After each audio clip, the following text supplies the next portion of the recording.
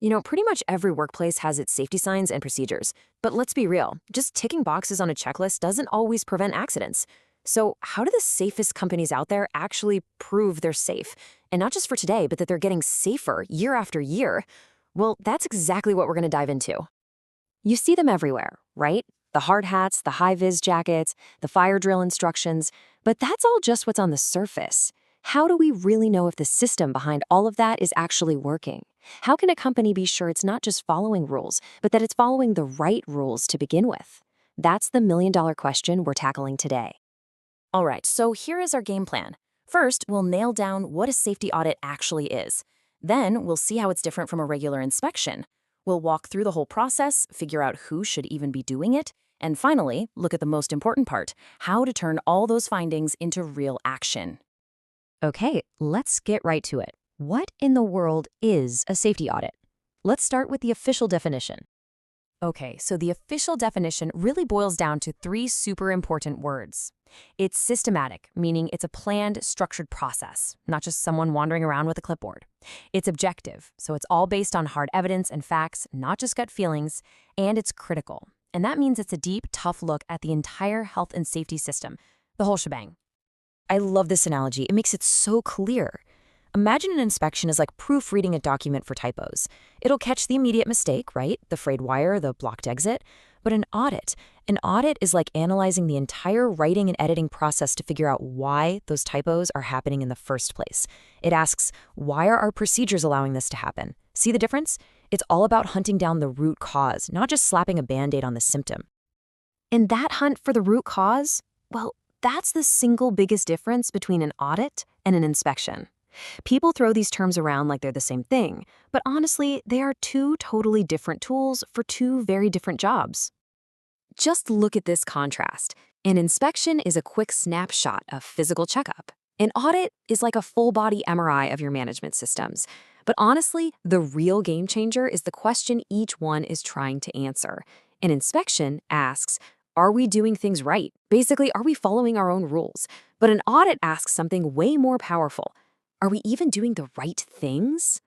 So, we know what it is, but what does this big, comprehensive process actually look like when it's happening? Let's unpack it. You can pretty much break it down into a simple 3-act play. Act 1 is all about the prep work, figuring out the scope, the timeline, getting all the documents ready. Act 2 is when the action happens. The auditors are on site gathering evidence. And the finale, Act 3, is the final report and a big meeting to go over everything they found and decide what's next. Now, during that evidence-gathering phase, auditors have this 3-pronged approach.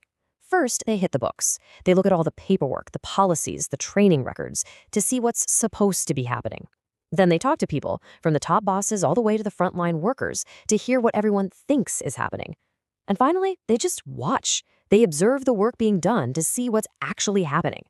It's only by comparing all 3 that you get the true picture.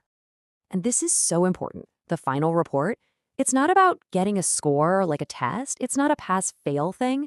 It's a roadmap, a detailed, practical guide for getting better.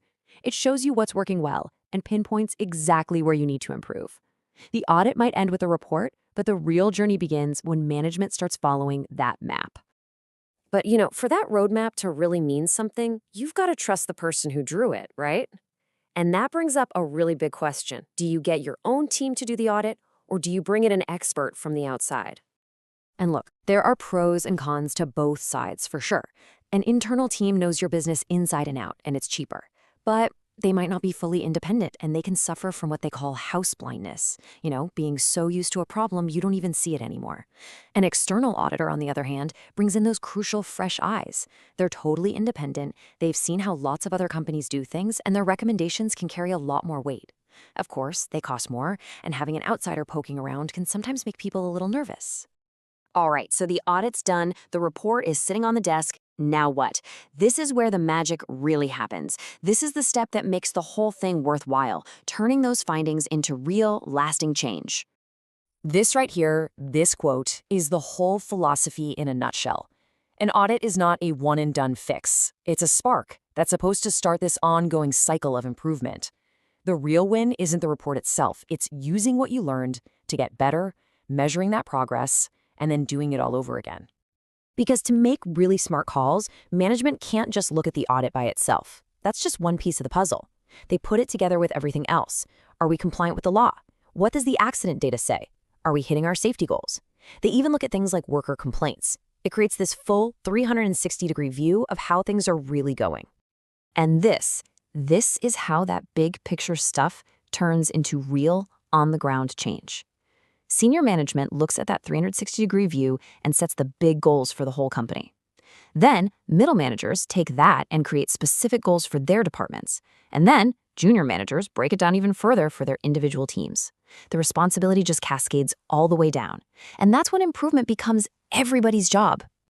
So at the end of the day, it's not about acing the audit. It's about building this culture where you're always looking to get better. The real takeaway is to start thinking about your own world, your office, your workshop, heck, even your kitchen. What's one small process you could take a deeper look at, not just to fix one little thing, but to make the whole system better? Thanks so much for tuning in.